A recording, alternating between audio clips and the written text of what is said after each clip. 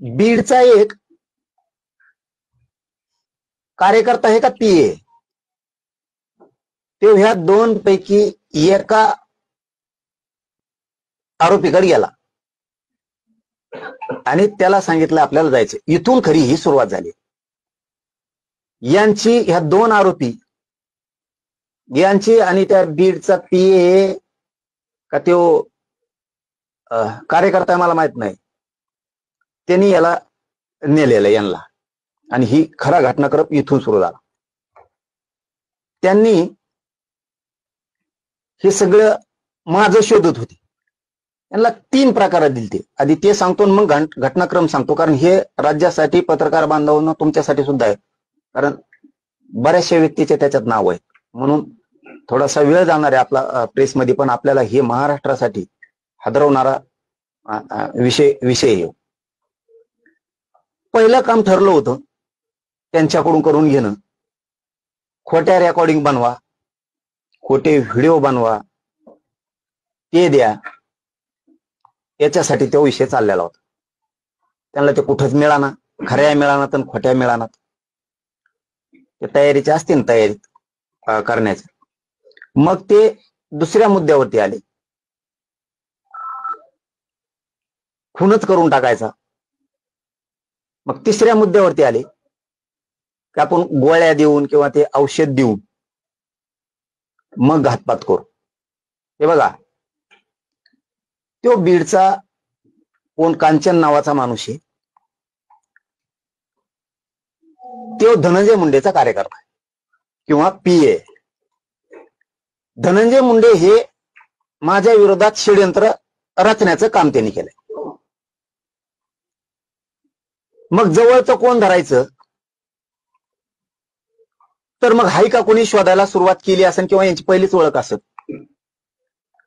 तर ह्या बीडचं पोरगा का कोणी तो पीए का कार्यकर्ता, त्यांनी ह्या आरोपींना घेतलं. यांनी सांगितलं असं आमजवळ हाई किंवा आम्ही मारतो, काय त्यांना माहित, आता ते तपासात होईल म्हणून तर बोला ना मी जास्त. त्याला परळीला नेलं, त्या बीडच्यानं रेस्ट हाऊसला. आणि तिथं एक मोठी बैठक सुरू होती. ती बैठक धनंजय मुंडेंनी सोडली. हे आल्याला कळालं की याच्यापाशी 10-20 मिनिटाचा वेळ दिला. आधी तिथंच एक आरोपी नेला होता याच्यातला. आधी यांना आरोपीच म्हणून आपण यांना तिथं नेलेलं होतं.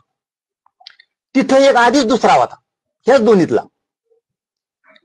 तो बाहेर आल्यावर तो म्हणला आता शोधावं लागेल काय काय नाही. धनंजय मुंडे संग चर्चा करून बाहेर आल्याला शिव म्हणला आता शोधावं लागेल. तेवढ्यात तो म्हणला माझ्याजवळ हायलय मोठ, मी लागन ते देतो.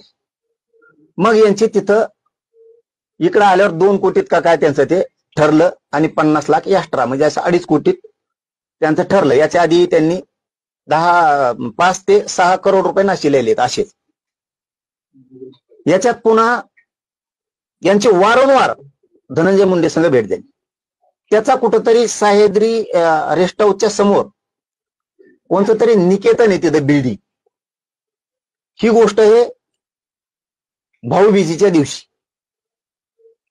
हे आरोपी पुन्हा भाऊबीजीच्या तिथं जाऊन हे कट त्यांनी पुन्हा त्याच्या हाताने शिजिला तिथंच. याच्यात खूप जण आहेत.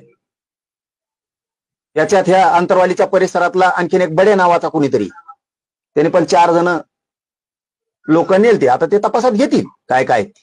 आम्हाला मिळालेली माहिती फक्त आम्ही सांगायला लागलो. आणखीन 4 आहेत त्याच्यात. म्हणजे एकूण हे 10-11 जणांचा स्टाफ आहे. तिकडचे काही, बीडचे काही, गेवराई तालुक्यातले काही, हे त्यातले तर धरलेत 2. आता हे नवीन तपासात ते पुढे येणारच आहे. त्याच्यानंतर सुद्धा त्याच्यात असा उल्लेख केला त्यातल्या त्या आरोपींनी, असं काहीच व्हाय ना, तुम्ही मला गाडी घेऊन द्या. आरोपी म्हणले आम्ही गाडीनं गाडी ठोकतो. मग हे म्हणला नवी देण्यापेक्षा गाडी, धनंजय मुंडे म्हणला नवी गाडी देण्यापेक्षा माझ्याकडे जुनी आहे आणि बाहेर राज्याच्या पासिंगची आहे, ती गाडी तुला मी देतो, नवी असो किंवा जुनी असो, आणि तुमचं चालू द्या किंवा ते त्यांच्या बरोबर आहे. तुम्ही हे तपासत उघड पाडा.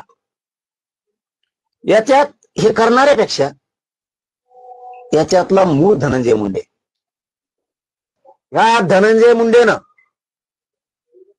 सामूहिक कट रचलेला आहे. खून करण्याचा म्हणा, गाडी घालायचा अंगावर म्हणा, घातपात गोळ्या औषधं देऊन म्हणा, ही सगळा सामूहिक कट आणि घातपात करण्याचा मुख्य कारणीभूत धनंजय मुंडे. याला चौकशीला घ्या. तुम्ही नाही घेतलं, तुम्ही ते धरलेले आणखीन धरून आणलेले ते सगळे सोडून दिले तरी माझं काय म्हणणं नाही. आमच्या जनतेच्या कोर्टात हे सगळं खरं झालेलं आहे. कारण बीड जिल्ह्यातल्या, जालना जिल्ह्यातल्या प्रतिष्ठित सगळ्या पक्षातल्या प्रमुखांना ही गोष्ट त्यांच्या कानानं त्यांनी ऐकलेली.